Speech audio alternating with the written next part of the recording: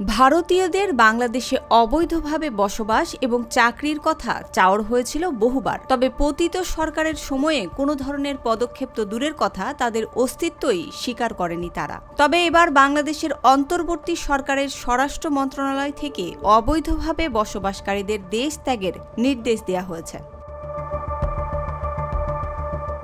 জানা গেছে, বাংলাদেশে 50,000 বিদেশি নাগরিক অবৈধভাবে বসবাস করছিল। গত ডিসেম্বর মাসে তাদের আবেদন করে দেশ ছাড়ার নির্দেশ দেয়া হয়। সেই নির্দেশনা অনুযায়ী জানুয়ারি মাস পর্যন্ত 15,618 জন নাগরিক বাংলাদেশ ছেড়ে যান। এখনও 33,648 জন বিদেশি নাগরিক অবৈধভাবে এই দেশে অবস্থান করছে। অবৈধ এই নাগরিকদের বিষয়ে করণীয় নির্ধারণে 11 সদস্যের টাস্ক ফোর্স গঠন করেছে স্বরাষ্ট্র মন্ত্রণালয়। স্বরাষ্ট্র মন্ত্রণালয়ের সুরক্ষা সেবা বিভাগের অতিরিক্ত সচিবকে এই দায়িত্ব দেওয়া হয়েছে। স্বরাষ্ট্র মন্ত্রণালয়ের ইমিগ্রেশন ও পাসপোর্ট অধিদপ্তরের ডিআইপি ভিসা শাখা সূত্র থেকে জানা যায়, গত 8 ডিসেম্বর বৈধ ভিসা ছাড়া বাংলাদেশে বসবাসকারী বিদেশি নাগরিকদের নিয়মানুযায়ী প্রয়োজনীয় ব্যবস্থা গ্রহণের পরামর্শ দেয় স্বরাষ্ট্র মন্ত্রণালয়।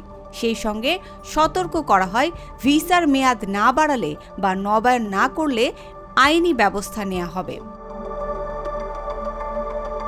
গত 31 ডিসেম্বর পর্যন্ত পাসপোর্ট অধিদপ্তরে ভিসার মেয়াদ বাড়াতে বা নবায়ন করতে 15,000 আবেদন জমা পড়ে।